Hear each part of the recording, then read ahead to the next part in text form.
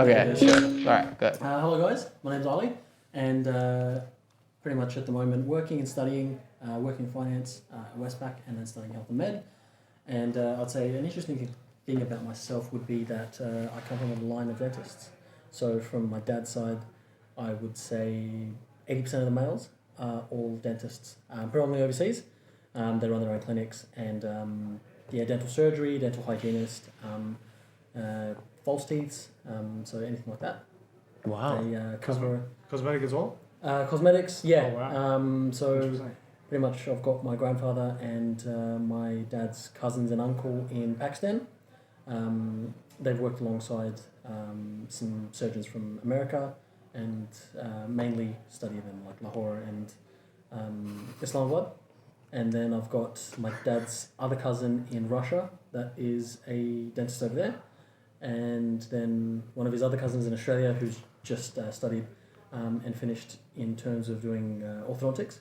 Yeah. But yeah, Oh, wow. that's something interesting for myself. When did you come to Amazing. Australia? My dad came in 2001, And when did you come here? 2005. So you're Use- following the roots. They want me to, but the finance takes me away from the roots. Yeah, I see. You use code Ali for 10% off your next set of braces. Just let me know when you're in Pakistan. Oh, okay. But yeah. Next, Mark. Wow. What about you, Mark? How would you go first? Okay. All right. So, my name is Bijan, and I currently work as a engineer at Boeing. I also started a non-profit called DEGSA. I think, and then obviously starting this as well. I think I have a habit in my life of starting things. I want to actually get one of them to be successful, so I'm keen for this one. What if not all of them? Yeah, that is the better. No, absolutely. That's the affirmation, isn't it? Absolutely. It's like, that saying where it's like, entrepreneurs have to go through like every 10 businesses, only one of them is successful. No So way. my goal is to have 9 failed businesses as fast as possible. No, this is one of the success. I've had 9, no. We'll see. It's all of the life experiences, but no. Yeah, there's obviously learning from all of them, but I think what drives me is kind of, I want to leave an imprint on the world. I think we were, put on this world with a purpose, and I think that people underestimate how much influence and how much effect humans and individuals can have over the world. I know that there's 8 billion people on Earth, or soon to be, but each one of us still has the power to make a difference, and I really, really believe that. So that's kind of why I try to do what I do. I don't really think that. Yeah, I mean, making money is great, but I think that money comes usually as a result, or what's the word I'm looking for? Byproduct. Yes, as a byproduct of these services that you provide and the value you add to the world. And my current method for making money, in my current psychological method of making money in my head, is that I want to try to build as large of a debt to the world as possible by me contributing for getting nothing out of it, that eventually the world has to pay me back for it, and hopefully I get paid interest there. So that's the influence of having a banker on the side. Think about interest. No, that's my psychology. That's why I do things. That's But very yeah, that's interesting. me. Can you explain DEXA quickly to the viewers? Yes, I can explain DEGSA. DEGSA stands for Defence Engineering Graduates South Australia. I'll say that slower for the people at the back. Defence Engineering Graduates of South Australia. While I was editing, I realized I mumble a lot. I have to enunciate my words well. But it's a company, so I went from engineering straight into the defence industry, and I noticed that there was a lot there was not a lot of development from some company. There's a lot wrong with that space. We can see the opportunities to develop in. One of the things is there's not enough graduate development in engineering. Yeah. One of the things is that graduates don't really have a say about a lot of things. They kind of put into the position they are. Companies and their grad programs oftentimes have a lot more control over them. And sometimes it's not really that fair. But also they don't need to change. Yeah. There's no need for them to change, right? So we want to try to get a group together to first provide that development, but then also make it a fair play. Make it fair play for graduate programs across Australia in defence industry. And who's involved in that? So it's myself and Michael Layden. And you're the co-founders, right? Yes, we're the co-founders. Yeah, myself and Michael Layden. We started it. We're both from Boeing, but then we've had a lot of help from just everyone we talk to about this in the industry. They're all very, very keen to get it going. They see a lot of value in having a graduate network. It doesn't exist yet. And so we're working, one of the main companies that we're working with, if I could name two, is Engineers Australia and Defence SA. They've been the ones that have backed us, and given us the connections to grow as fast as we have. Boeing as well, right? And Boeing as well, of course. But we've purposely tried to keep primes out of it initially because we don't want to bias towards a certain company. So now that we're a bit more established, we're trying to get more involvement with everyone. But yeah, Defence and Engineers Australia is really helping not just what we're doing now, but also what we have in the plan in the future. And then obviously IoT Consultants as well, which Mark co-founded. So I'll pass over to Mark. I'll go on that. I would like to hear. Okay. What Nema think. Yeah. So yeah, my name's Nema. Mechanical engineer, currently working for a big engineering company down at Port Adelaide. Like Ali, came here when I was very young, about 6 years old. I've been in Adelaide ever since. What else? What's your vision? My vision for this company? Or? No, I mean this is. In general. So this is general. Like I mean, vision said, I went deep.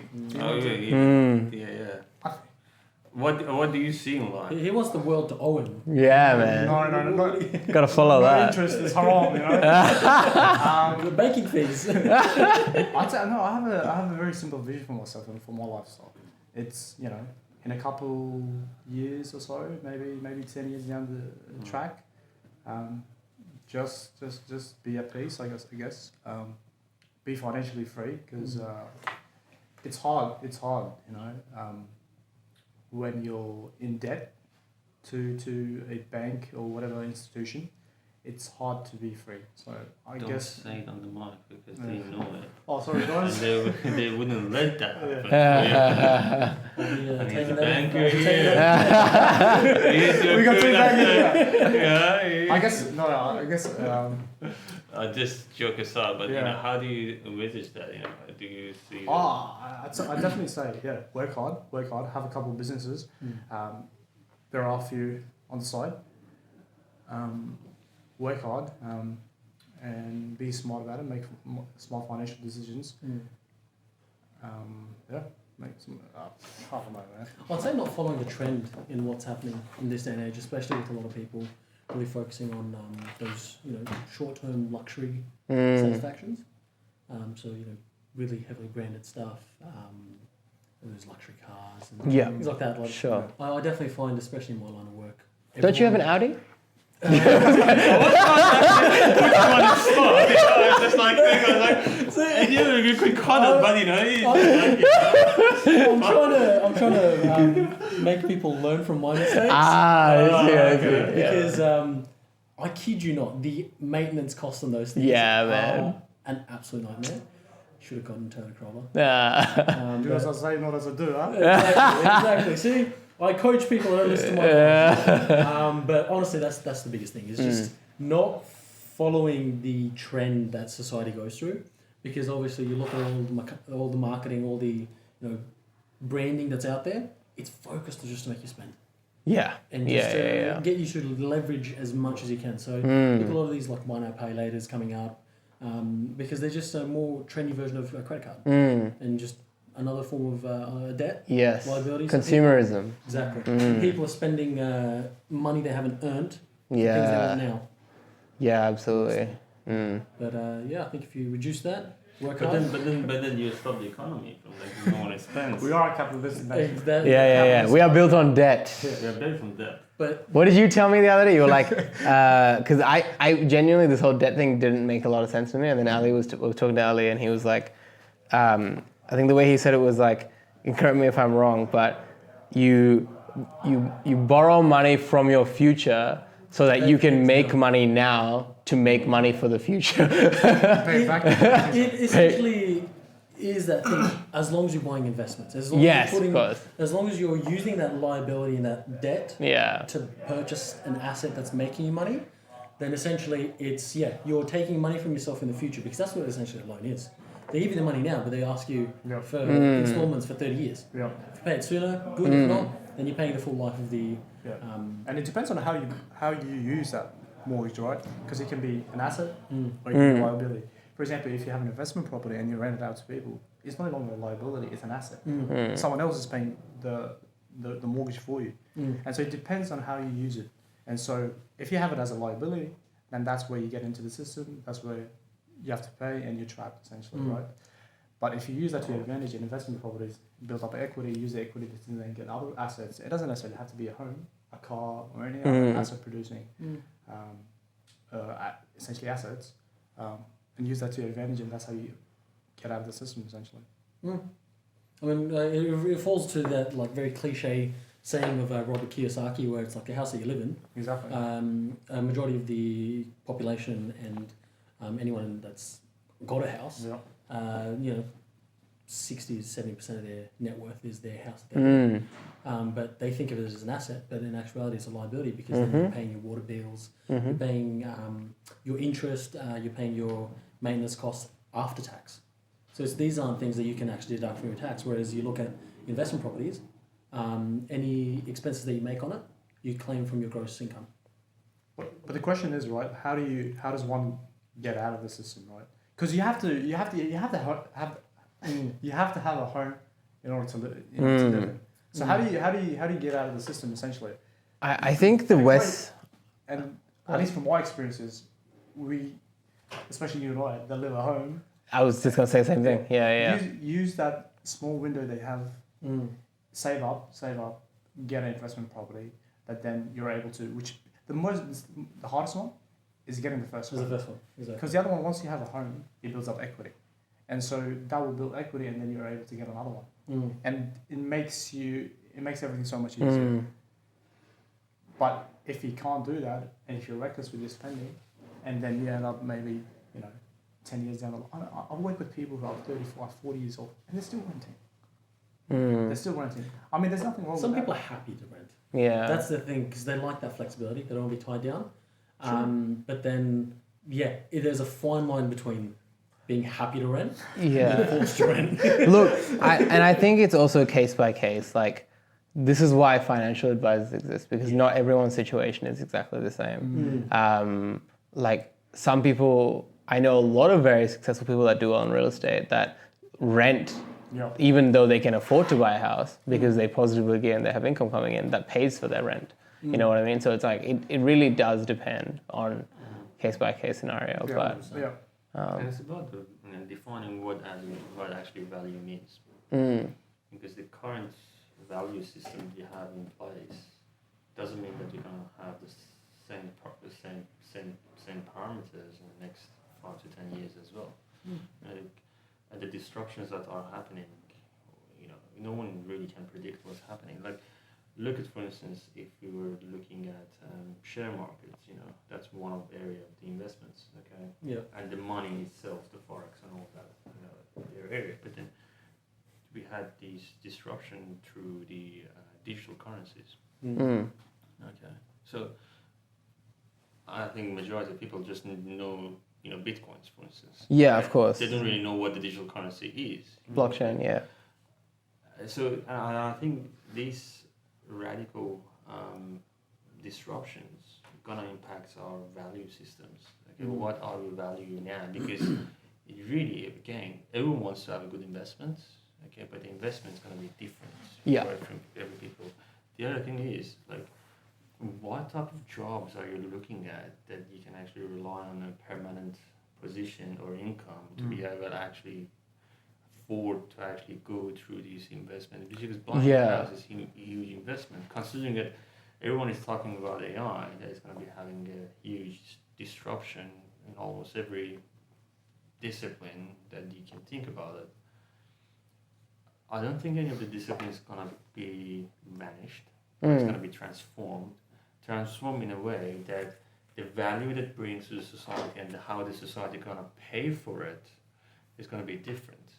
Okay, Sure. so from what we're actually paying to. So it's going to be a new economic model. And I don't really talk about it. I mean, Elon Musk, Bill Gates, and all those guys are talking about there is going to be a new economic model that you're going to follow.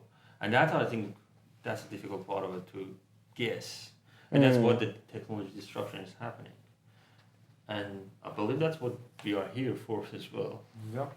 You know, you discussed about homes, but you know, you didn't really discuss about what homes mean. Because the meaning of homes to you It's different from someone else, yeah. from someone else. Yeah. You know? And like when you say meaning of homes, like, you know, a liability doesn't make you money, Correct. but it doesn't mean. It takes away. No, I mean, I'm saying sometimes people want liabilities. Yeah. You know, it's like not everyone's goal is to make money, and so. But ideally, coming from Afghanistan, where there are no I think opportunities. it's because of what's been instilled in us growing up. Yeah. Because our parents and then their mindset, they've never But had has it though? comfort. But has it though? Like, if you look at other people our age, are they as in tune with, you know, some of the issues and the visions, you know, And that's that we have for ourselves and our group of friends have? I don't really see that, you know, outside of our friendship group. And again, it falls down to how they grew up. And what was it's what is it, that nature versus nurture? But the thing is, a lot of the boys that we know, a lot of the guys that we know, have gone through the same thing. But I guess it's each to their own and how. It's how they choose to. Yeah, because for example, my brothers, my sisters are somewhat different from me, and I can assume that that's the same thing for you. And so everybody has their own personalities. Yeah. But having come from Afghanistan and the opportunities that didn't exist there, and meeting like-minded people, and our personalities being white, I think that's where it comes from, and the fact that, you know, we want to be financially free. Yeah. And we're very aggressive about it, very ambitious about it, and we've got, you know, thank God we've got the energy on to do that so. point, you know, if you look at Europe, for instance, because the liability of owning the house is too high, most people actually prefer to actually rent. Yeah. It's all about how you set up a system. Yeah. Because in Europe, for instance, if I don't have a house, the government and the rest of the society is abide to actually sort of like provide a place for me to live. But the thing is, I think Ali and I, having grown up, it's like there are challenges, there are economic challenges, but you also have to rise up to the challenge, right? So, you know, having one single income is not going to do it. You're not going to be able to afford any more, given the fact that, you know, mortgages are so high, home prices are so high, that you can't do it on one income alone. And so therefore that's why it comes like, and it's not just, and I see throughout the whole Afghan community, you have everyone having one side hustle, like of one form or another, whether it's selling clothes, whether it's providing service, eyebrow, makeup, whatever it is. For the guys as well, they've got their own businesses, barbers and such. Essentially, so we have this, given the economic circumstances, what we've decided to do, or what the solution is for us, is to have our own businesses and our own side hustles that works in line with our normal careers. And once that side hustle then takes off, then we're able to, And so there are economic challenges. Home price, who can afford $800,000 property on a alone? single income. Exactly. And so that's why you see most of the Afghans, you know, being as small, having one additional side hustle in addition to their normal source of income. Yeah. And so I think it depends on the person, and also depends on the community. The African community is very competitive, both here and in Melbourne and in Sydney and in Brisbane. It's even worse over there. Yeah, and so it's very competitive. And so again, there is that nature versus nurture that Ali was talking about, but it's ultimately up to the individual to put in the work, but also use their minds in order to be able to get to that level in which they think is right for them. And again, it, like you said, home value is different from it's subjective from you to me, from Ali to Vision. So it depends, but most of the Africans I know are willing to work hard and put in the time and effort in order to get there. Have you guys seen the movie Keeping Up with the Joneses? I've seen I think I've seen. Do you get what it's about? Is that Nick Jonas? I don't remember. No, it's an old movie. It's essentially about this neighborhood of people, and there's this one family called the Joneses who has a house, and everyone else is always trying to like keep up with them because they always have the latest car, they have the best house, they have like they're always ahead. And the moral of the story is that you can never keep up with the Joneses. But they portray it in an unhealthy way, where it's like you can't be happy because you know that someone right next to you is doing better than you. So do you think, of course you say the Afghan community is competitive. That is a dilemma that we fall for. Yeah. That I've noticed very, very, like, it's almost toxic, because it's essentially like, yes, it's good. It's good that I find our community, they work, they hustle. And again, there's one beauty of it that I always compare to, say, Western society is, say for us, we'll be at home until we get married. And we'll keep working together. And if there's like a lot of siblings, they'll all pull the money together and they'll buy a property. But I find a lot of people that I knew during high school, during primary school, they're like, as soon as I hit 18, I'm out. I'm getting out of the house. I'm going and renting. It's like, why would you put yourself into that situation where you're paying someone else's mortgage? Things like that. But then going back to that, where the other problem with Afghans is they're very competitive, as Nemad said. So, for example, in Adelaide, it's not too bad. In Adelaide, again, cost of living's down, all of that things. So we're sticking to our Toyotas and all that. But one thing is that I've noticed, for example, is like there was one person, like one family in our community that I would say referring to the Joneses. They go and buy the latest Toyota or whatever. 3-4 other families will then end up buying the same. That family will go buy another. They'll go buy another house. This family will go do the same thing. They'll renovate the house in this way. I'll go to the same thing. And they'll get the couches, new couches. Exactly. You'll see the same couch. Bro, this is the same story in the Indian community. And it's literally, you're never happy because your eyes are always, why do they have something better than me? I need to get the better. And I heard this very interesting story where a lot of the families in Melbourne, because of how expensive things are, on the outside, you look at like this family, they're living in a $2.3 million house. House is immaculate every single time. You walk in there, there's not even a speck of dust. AMG's parked out the front, all of that. But then I heard it from somewhere where apparently the family doesn't actually live, they just sleep in the house. They use a shed for the cooking and they eat their food in the garage just so if they ever have guests over, the house is, I kid you not. Right, it's okay. The kitchen itself that's a display kitchen. That's a very Eastern thing. Yes, And then the guy's drowning in debt. Yeah, okay. He's leveraged over leveraged. Max, yeah. And he works, 2-3 jobs. To try and pay for the house, pay for the AMGs, pay for everything. I'm like, so who are you trying to keep happy? Is it yourself or is it everyone else? It's interesting. And one should, at the end of the day, right? There is good and bad, in the fact that there are benefits to it. The fact that you work together, there's family, like you stay, you get to live in your parents' home until you're married, then you move out, and like siblings help one another out. So there are a bunch of benefits, but again, the disadvantages Ali was talking about. At the end of the day, I think it goes to all of us that the environment is very toxic. The environment is very toxic if you let it be. Yeah. If you let it. And so one should always ask the question as to what it is that makes you happy and what it is that you're trying to do. And so that shouldn't be contaminated by someone else's vision or someone else's whatever success. You know what it is as well. Okay, so like the living with your parents thing. I mean, I still live with my parents as well. It's the same thing here.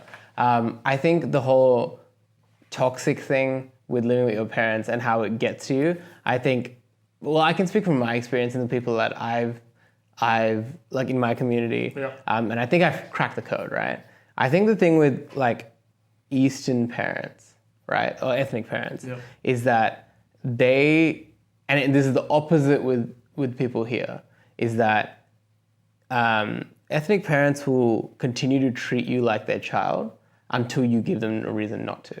So I know that I know people like ethnic people that have moved out because they haven't been able to show their parents that they're an adult, and so they feel like how they do that is by moving out, you know? But then in people here, what I've seen is that like, you know, growing up, like your parents will give you like all the decision-making skills, and they'll treat you like an adult all the way. So the fact that when you're 18, they're like, why is the child still living with me? Like an adult should have their own place. Estranged family. Essentially. But I think what I found, and what I found the case maybe for you guys as well, but like, you know, you get to an age where you are able to sit down with your parents and be like, I'm living here, but I'm still an adult. You know, I can still make my own. Your families, No, as in like, there's a level. No. I'm saying mutual respect. You know what I mean? Sure, but you'll still get domestic violence, man. No, you don't agree here? But how successful were you in that? How successful was I? It's hard, first generation, right? So it's like... It's the boundaries. Yeah. I mean, like, there's only a limited level of understanding there, so... I think that's almost impossible. Yeah? Yeah.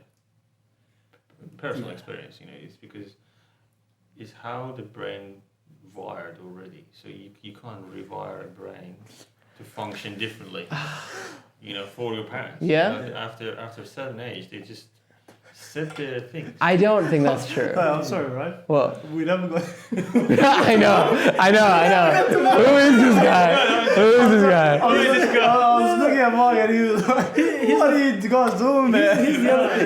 What kind of introductory video is No, that? it's great because you can play, you know, clips. We can edit it. Look, I can do the introduction after. That's a different story. But this is very interesting because it's actually correlated to that. You mentioned something about the freedom of decision making. Okay, look, I've lived alone. I think that was me.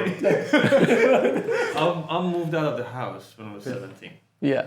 Okay. In Iran or here? I sort of like I had to move out. I moved from one country to another country, and I lived in different countries. And I've traveled a lot. And I saw different cultures. So what I don't really understand from your discussions now is that you've been raised here with a family, and you have friends who are with a Western background, you have friends with an ethnic background. So what is your ideal scenario? Because you're living with your parents, but you also live a Western way of things, that, you know, which I appreciate a lot because they are brave. They experiment things. Yeah. They make more mistakes, no doubt about it. Yes. But the whole concept of Western society and, you know, the modern life is about the freedom. Okay, and the free thinking idea. Yeah. You cannot get to that point of free thinker without actually learn about it. Yeah. Taking responsibility and all that. I'm not saying everyone does go through that journey in the West, but that's the general mindset. That's how they train people. Yeah. So from your personal experience, what do you prefer? What is your ideal? What do you, because obviously there's a give or take. I think that, look, I don't know why, and okay, this is one of those things where I completely am aware that I do this, but for some reason I can't change. It's like, I think ethnic people have a desire to do things quickly and at a young age, where people here, they realize and accept the fact that life is long and youth is meant to be enjoyed. and they'll still come back and make money, and some of them will start businesses and they'll be very successful, but they'll only start at like 35. Yeah. Hey, but by the time they're 40, they'll still be the same level as us. But what do they do for 15 years? They enjoy life. So this is the thing where it's like, you know, I mean, not everyone does that still, but like, you know, it's still possible. Like you have life experiences that you can contribute towards something. I think the one way that I think about it is, firstly, our parents. Just the way that they drive and the things they instill in us. We're like, all right, we hit 21. We're like, why am I not a millionaire? Why do I not have a house? Why have I not become a doctor? Yeah. Because from the age of 6, your parents are like, become a doctor, become a lawyer, become an engineer. So that's one of the reasons. But also, we get married young. We Yeah. get married so young. Right. I know for Afghans, like, I had the intention of getting married by 21. Like, getting engaged by 21, married by 24. Yeah, right. I was like, that is... Engaged for 3 years? Yeah. Oh, okay. Really? Yeah, because Afghan weddings are expensive. Yeah, so 3 years. No, I understand. Yeah. Okay. So in my head, I was like, all right, mid-uni, I have to get engaged. Yeah, By the time I graduate, I have to get married. right. But you're not now. No. Not even close to. Life had other decisions. That's always happens. Trials and tribulations. Exactly my point. So that's exactly my point. I mean, I want to correlate this to a democratic society, and I look. I'm coming from saying ethnic background. So okay, Iranian, right? everything that you said, everything For that the audience, man. everything that you guys said, I can easily correlate. It's that. But I look at the big picture and say, I mean, I don't want to make it political, but it's inevitable. Like you cannot go away from it because the way the Eastern society makes decisions is usually top down. Yeah. It's very top down. Yeah. Okay, so individuals are insignificant Yes. in the decision making process. Sure. Well, you look at the Western, culture and society. Everyone has a say. Okay, and if they don't have a say, they actually fight for it. They actually fight for it, and they know their rights. Okay, they understand their rights, and it's very interesting. I've come across many times is that they don't know they know their rights, but they also know everyone else's rights. Okay, in a sense that they respect each other. Yes. Okay, they respect the boundaries. Even in the sense of the family and marriage, I've seen a lot of things that younger people, they make their own decisions about who they're going to marry. Yes, there is a family influence somehow, but it's just much less than the ethnic society. There's none here. Like, the parents don't get a say in Look, I mean, here. yeah, but I'm saying that they have an influence. Yeah, sure. I don't want to banish everybody did,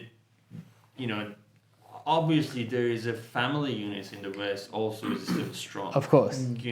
But that is separated. But getting back to the discussion is that, do you agree with what I'm saying? And based on that, do you still prefer to go the same path that your family is and it's still going on? So it's like, what would you do when it's your turn?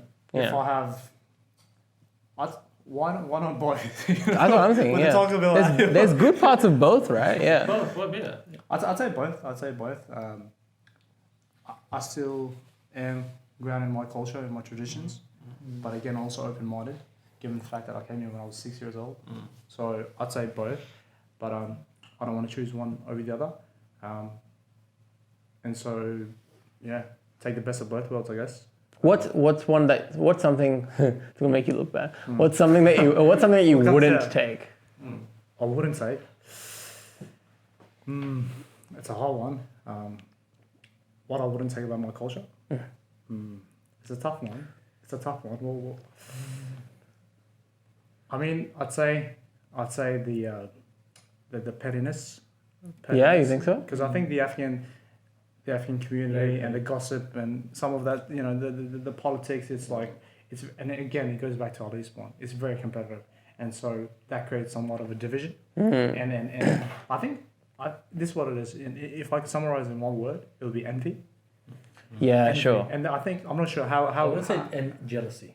envy, jealousy, same thing essentially. Because envy is you're like, oh, they have this, but then you can sort of go two ways. You're like, why do they have this? Or you can say, it's good that they have Well, I'm thinking of the latter, right? Yeah, so it's Essentially, like, why do they have this? Why don't I have this? yeah. That's how it is. Essentially, yeah. Mm. And so you're comparing whatnot, and you're actually, it goes back to envy in that sometimes, if whatever level of success you achieve, whether it be finishing uni, high school, getting a car, getting a home, whatever it is, they're like, oh, that person shouldn't have it.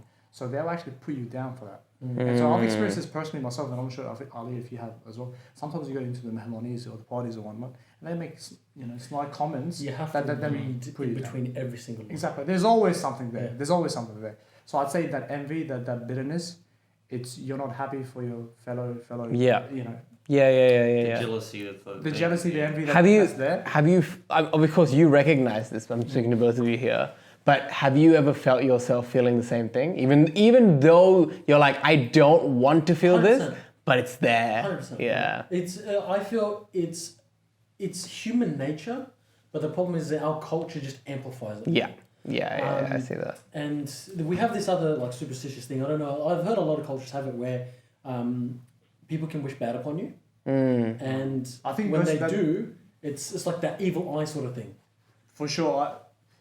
It's so prevalent even in today's time that Really? it's actually scary. I think I've actually had it happen to me once where and it was my mum that told me. Yeah. Like I didn't realize it was my mum that pointed out to me where and this is purely my perspective. It's not to actually put anything to the community, but so I'm very ambitious. I'm very I as I said before, I tell other people to steer away from spending on useless shit. I do it. So within the community, I was essentially the first person to actually go and buy a European car. And at that time, I went and bought this like Mercedes hatchback. Really nice. I should have had it for my age, but it was nice. I had it for 3 months. And 3 months later, I had an accident. Completely wrote off the car. Right. And then afterwards, my mum was, she's at the community. She goes, actually, I think someone has, Cast an evil eye. yeah, cast an evil eye. So essentially spoke bad about you, saying, why do you, at that age, why should you have that? You shouldn't be able to afford that. And you shouldn't have it. Do you really believe in that? In a sense, I do. Because I don't, but it doesn't mean that it's not there. As in people wishing bad upon you and your successes. It's definitely there.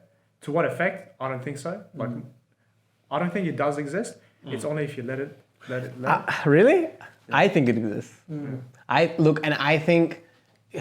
think different cultures and religions and stuff call it different things, but and then if you have no religion or culture and like just Western, they'll call it manifestation, right? And it's like karma. Karma is more you get what you deserve. But manifestation is I will speak something into existence. But you never manifest bad things about yourself. No. But others can manifest bad things about you. Like, of course. From other people's perspective. Yeah. And like, look, I don't want this to be the theme of this podcast, but it's an interesting point. It's an interesting point. This was how we podcast. Yeah, I know, literally, right? I think that's a couple months ago. But I do see what you're saying. I don't have that in mind. I think what the big thing that I wouldn't take from my culture. There's a lot of good things, but the bad thing I wouldn't is it's real, and I can guarantee it's the same for yours from what you've said. It's really hard to be an average person to be Indian. Everyone wants exceptional. Yeah. But it's really hard to be average. That's because there's 1.8 billion. Yeah. No. It's because actually no. Okay, let me rephrase that. It's not being average. It's really hard to screw up, like as in make a mistake and then admit it. in Western culture, like here, it's you're like told to make mistakes. That's how you learn. Like you embrace your mistakes, you learn from that. Like when a teenager does something, like mucks up and accidentally does something. Because there is a made ship here. No. But the parents don't. But the parents will obviously be upset that happened. But they'll be like, "What can you learn from this?" They'll be mature about it. Why is that though, Vision? Because why is that? Where does that? Because Where does that stem from? At least in Indian culture, it all stems from the fact that people gossip and people talk. And if they're like my sister said this to someone, and I think I love it. It's like every parent is terrified that their kid is going to do something bad, right? But it's like the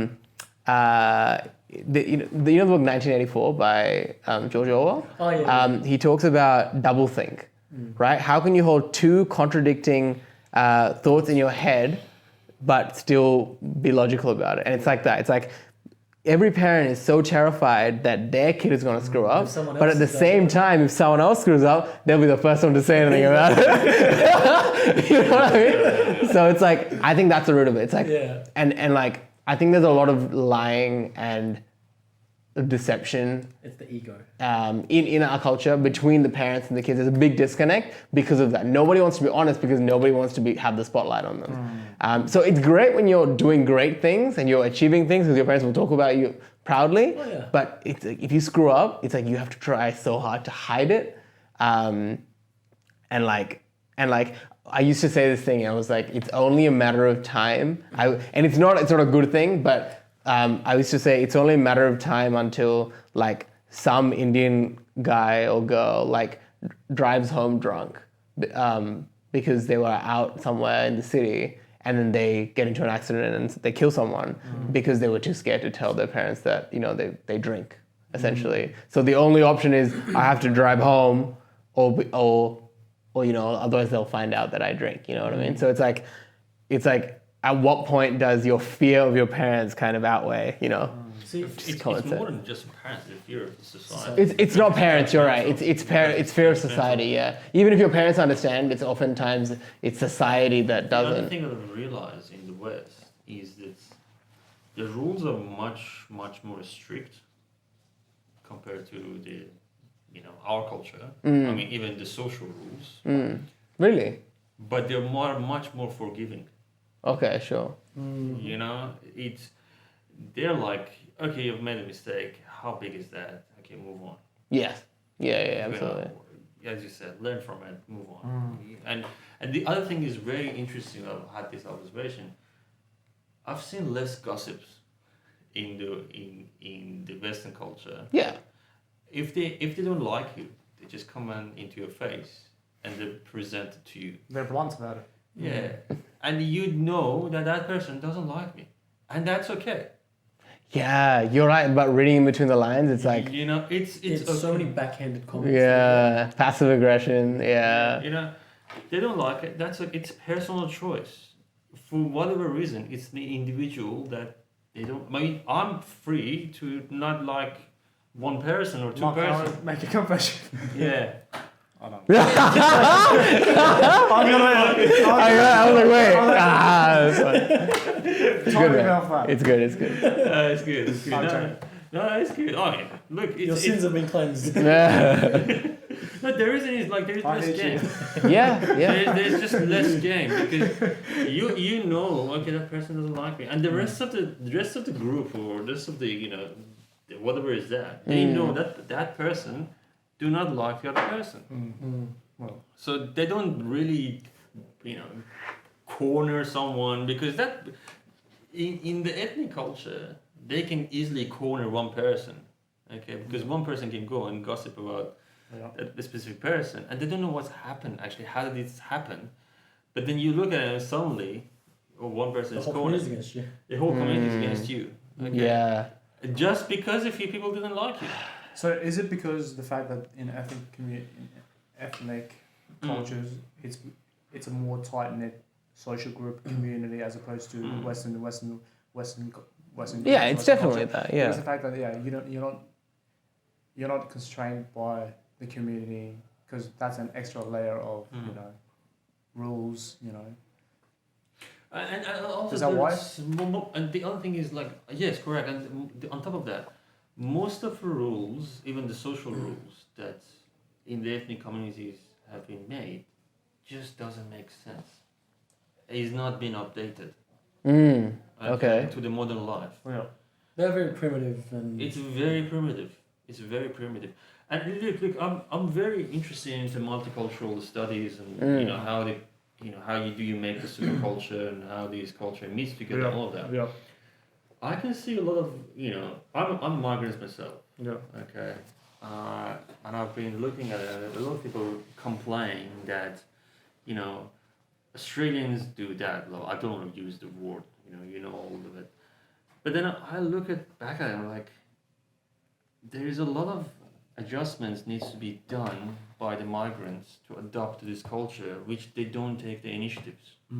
Okay, they come with an old mindset. Yeah. Okay, they want to use this abundance of resources here, which build upon a culture here. Yeah. The culture build all Yes. things here. Okay, I first need to respect that. For sure. I know there might be issues. I first need to respect it, to understand it. Yeah. Okay. Try to adopt it. Yeah. Try to come close to it, and then say, okay, I think that part of it needs to improve, or I can contribute to that part of it, and then that's how the cultures come close to each other. Yeah, but that's not what happens. It's like they try to bring the country everyone to tries to Australia. impose themselves. Yeah. I think that there is so much of a proudness of where you come from, and I'm like, it's not I think, respectable. look, I think it's a first generation thing. That's what the answer is, where does it come from? It's like, I think I've maybe... seen it in the second and third generation. Really? Yeah. I think it's about the mindset. Is it the mindset? I What think about it's- education? it depends on how they are nurtured, and because some families are more accepting of both cultures, and then others are very extreme in terms of what views they instill in their kids. And it just depends on the age. I think, because I've seen a lot of guys and individuals my age from the same community, their parents are a lot older, so their views are a little bit more dated, and the way they perceive things is more from how people that are still in those societies think. Yeah. Whereas for me, my parents are young. Like my dad's 43, 44. So him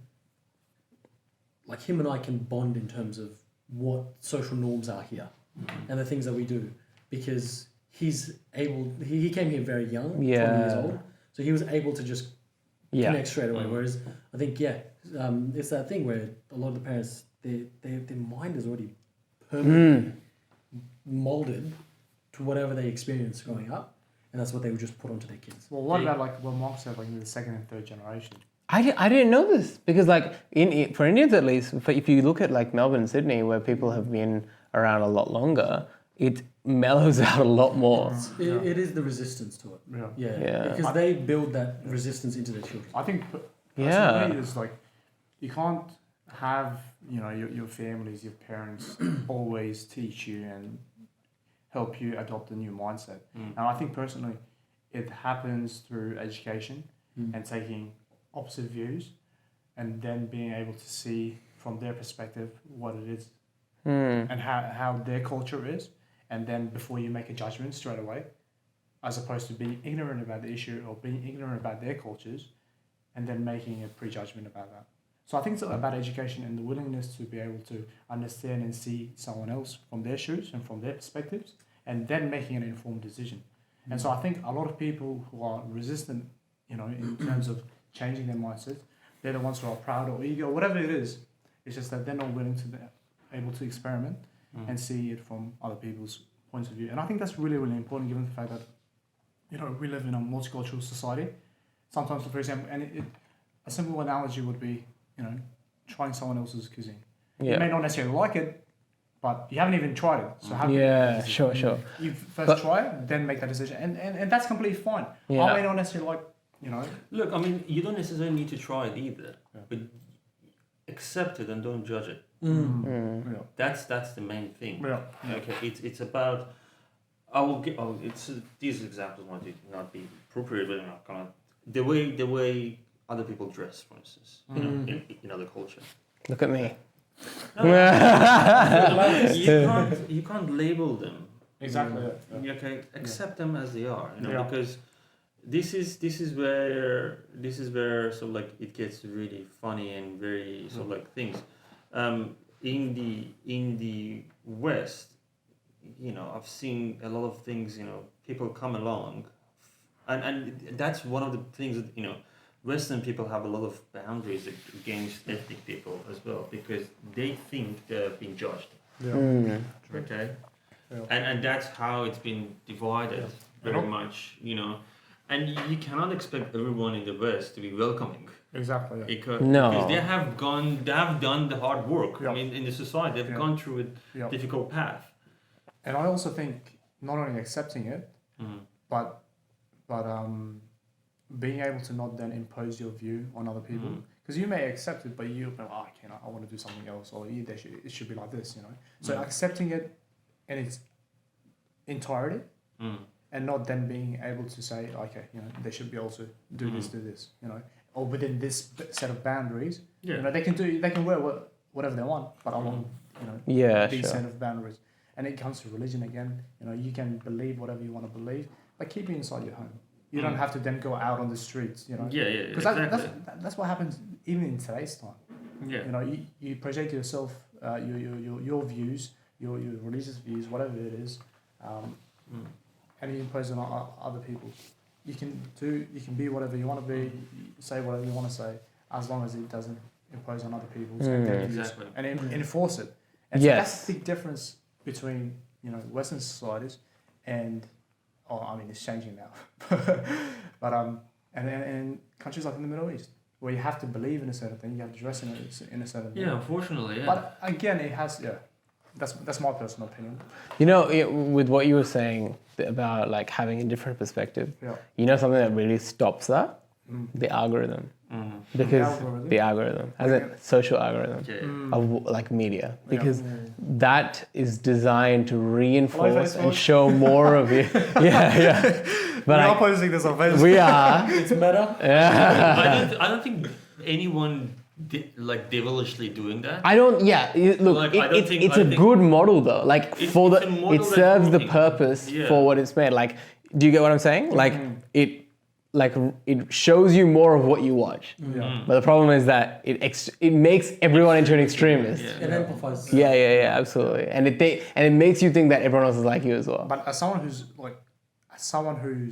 always have gone to university, everyone's mostly educated. They have to, because they're not going to get everything from social media. So you have to. You'd be surprised. Some people do, but I'd say for the ones that consider ourselves to be educated, you have to engage in self-learning and be able to take the opposite sides. But look, the problem with that is most people it's aren't hard. like that. For sure, it's hard. But as someone who wants to be a well-informed individual, you should seek out different perspectives.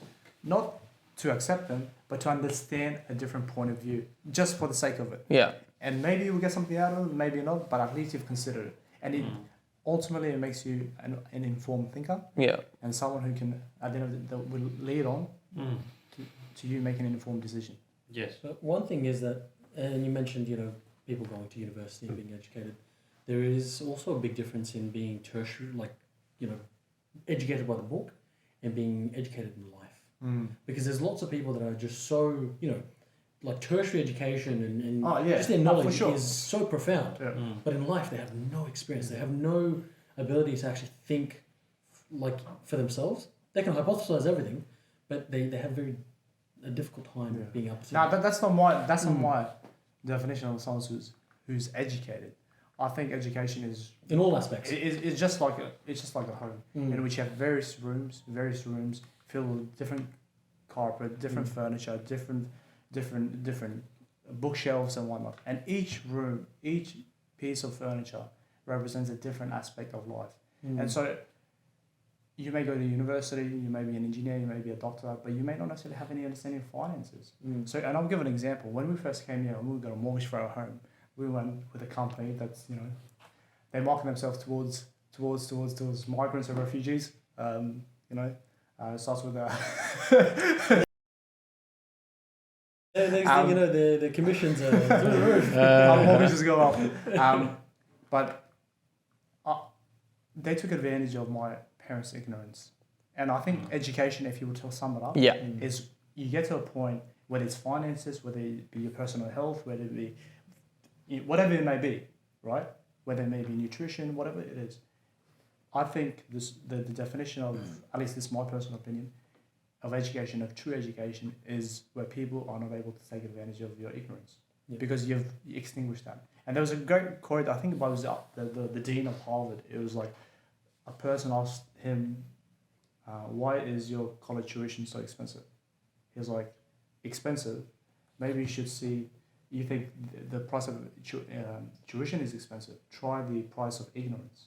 Mm. That is the self-education. So education is not limited to just universities. It is a great medium by which you get challenged and you learn how to think. That is definitely a key part of it.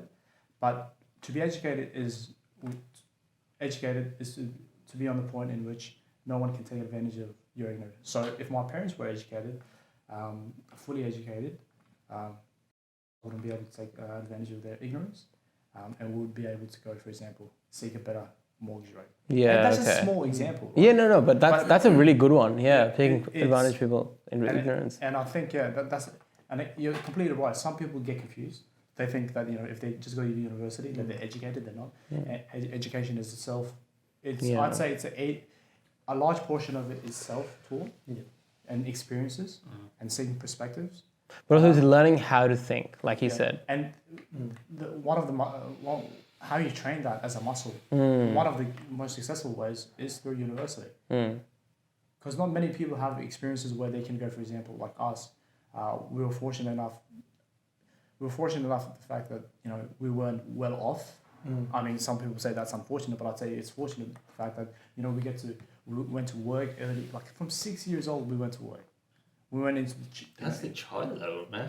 that is, but that's what we had to do. We were refugees. What did you do for work at 6 years old? Pick cherries, mate. And Ah. I can guarantee you, 95% of the Afghans that came here in Adelaide, they did the same thing. Yeah, right. You had to. So you went through those experiences, and I know a lot of our friends, our close friends, went through the same experiences.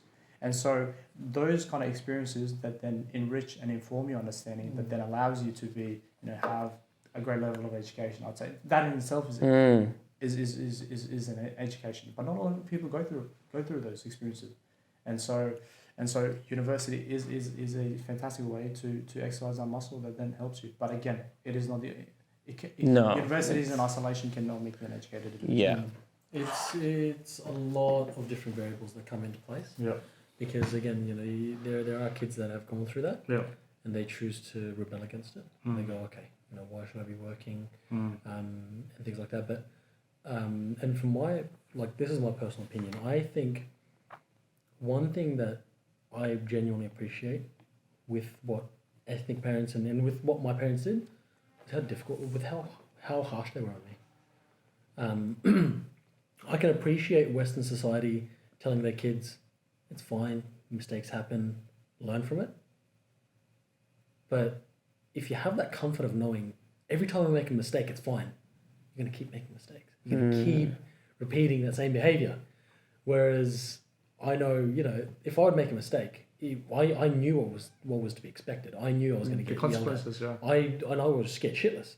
So it forced me to refine myself to be more controlled of my actions, to really think through my decisions, and then also to not allow things to affect me as easily. It did, because while I was growing up, my mum would always get angry at my dad. So every time he was very harsh on me and things like that, she would go, just leave him alone, he's a kid. But genuinely, this is coming deep down, and I told this to my dad as well, you should have been harder on me. Really? I wish you would have been harder on me. Yeah, okay. Because then whatever life would throw at me, you've given me worse. So I would be more prepared, and I wouldn't allow shit to affect me as easily, Because I was just like, it is what it is. I just got to find another way to do it. I sort of disagree with that. Yeah? Me too. Yeah. I think there's a. There's, It has to be a balance. It has to be a balance. I know what you're trying to just say. You know, so that was. I'm not saying sort of like you can't reverse time, and probably that's the best that the parents knew, so you can't really judge them. But your parents were trying to teach you responsibility. Yeah. Okay. We are in an age that there are much smarter way to actually teach everyone how to be responsible. Okay, about their behavior. And by the way, you can't claim that just because it works on you, it works for Oh no, it's not a universal. you know, No. because a lot of children can go rebel against their parents and just do it just worse than what they used to do. Okay, so it doesn't mean necessarily that you were probably more family oriented, so you respected that. Yeah. But not every child will respect that harshness. And no one can take it as well. That's the thing. And they might take it and then go and do something crazy outside of the territory of the parents, which then makes it worse. Yeah. Look, I'm not an expert in that thing, but the reason I'm trying to get that freedom across here is because the freedom of thinking, because you talked about the purpose in life. Okay. How can you find the purpose in life without actually having the freedom? Yeah. You know what I mean? Yeah, it's true. You need to think about it. You need to have that freedom to be able to actually think that, okay, this is what I want to do in my life. And it might changes, but you have the freedom. Yeah. Okay. That's a different story about how to teach people to think and find a purpose in life. Okay. That's a difference, we can probably as psychologists we need to bring her to talk about it. But we cannot talk about the purpose of life, okay, and then thinking about how we think about the purpose of life without actually knowing how to think. That's true, yeah. Okay, and having the freedom of thinking about life. Okay, the other thing that I want to mention about this great story that you talked about, the community and the gossip and the relationships and the competitiveness and all that. A lot of things that ethnic communities actually have the issue is because they did not have back in the first place. Okay? So there is always this scarcity mindset that, what if I don't have this? Okay? Yeah. And then even when they get it, because they are scared of losing it, okay, they keep pushing on this and they overdo it. And they lose the opportunity of thinking about the purpose in life. Yeah. Why am I here? Why am I live like this? What am I contribute to the society? And that's part of the society. That's part of the issue that, how many industries country exist within the Middle East?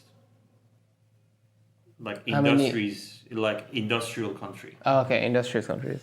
I don't know. Nothing. Yeah. Very. Except Israel. I think Israel is part of the Europe. I don't see it as part of the Middle East. The rest of them don't have that, mindset.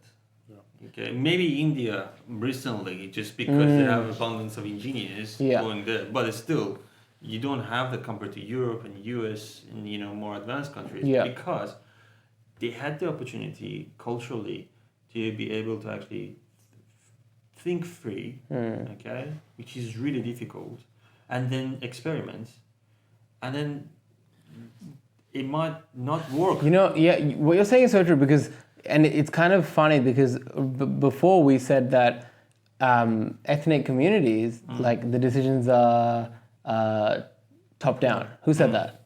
You said that. Yeah. And you would think that benefits communities more, but it does, but I think the scope of communities when you think of like an ethnic person is just like family. right? And close friends, maybe even probably not close friends, family. And it's like, how can we get ourselves to the best state possible financially? Whereas this other way of thinking is, how can we make this country better? Yes. You know, it's like broader how much you're going to I think apply. it goes back to the point again. I think we talked. I think we talked about it in the previous podcast. It's the Middle Eastern countries, given the fact that that it's so war torn, they're concerned about their primary concern is survival. There is scarcity of resources, so their primary priority is survival, and so they don't have the luxury of thinking about what is nice to have and what I want. They focus on needs, and so when you talk about top down, how can I have a great life, purpose, let's do art, music, poetry, all these things. They don't have the luxury of that. They're going hungry. And I think given the fact that us refugees have, come to Australia, gone to various countries, right? We still are contaminated by that perspective and that mindset because it's deeply ingrained in us. Because the thing is, like Ali said, your dad is about 40 years old, so about how long has he been here? Nearly 20 years? 25. Yeah. So nearly about half of his life he's spent in that kind of mindset.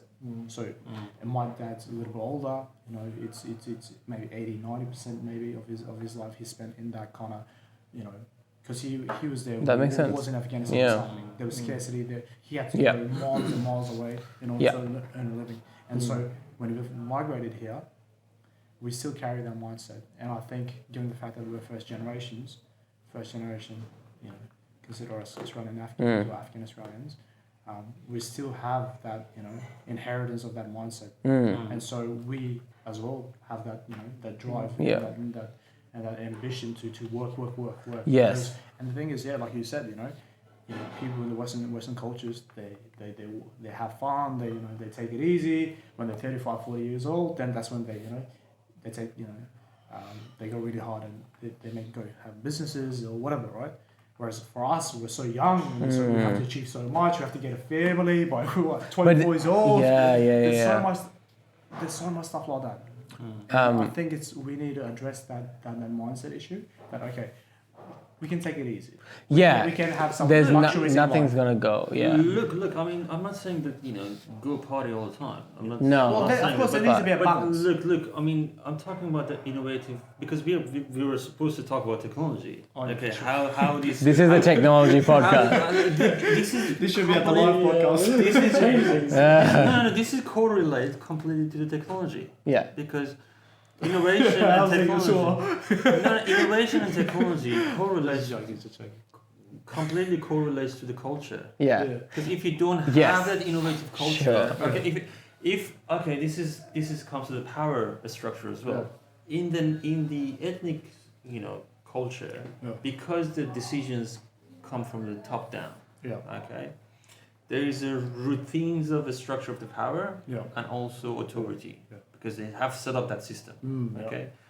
You cannot change that because the elders in the community will say you're taking away my power. So the disruption never gonna happen in those culture. Whereas if you have a more free culture, then But then again, what I meant, Mark, was that in order to be able to address that, right? In order to be able to have, for example, ethnic communities, right, engaging in innovation, technology, research on all these things, you need to address this issue because everyone's focused on survival, and the way in which you overcome that problem is through money.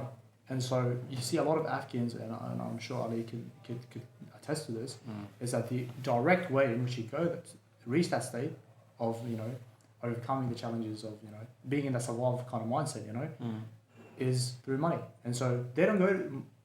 I mean, it's getting better now. But you still see a majority of Afghans going directly where the money is through construction, through businesses, through whatever like fruit and veg shop. It doesn't really matter. Whatever brings money, they'll go for it. Yeah. So forget about the long-term kind of vision where you have to put 15, 16 years of hard work into your university. They go for the tried and trusted methods. Startups, whatever it may be. Whatever the long term, forget about that. They're focused on the short term. Because they don't. That's the goal they're achieving. Exactly. It's just the money. So that's the problem. But if you change that mindset, okay, we're safe here. Yes. No one's gonna No attack one us. is behind us. Yeah, to sort of like, yeah. And so, but that takes a while. Mm. It is a mindset. That is fundamentally who you are. So unless you change that, you won't have participation, not only from African community. This is a widespread issue. People from India, people from Vietnam, all the Australians. Immigrants. A lot of immigrants, refugees. Mostly refugees, because refugees are coming from war-torn countries. I see what you mean. Where the survival is at stake.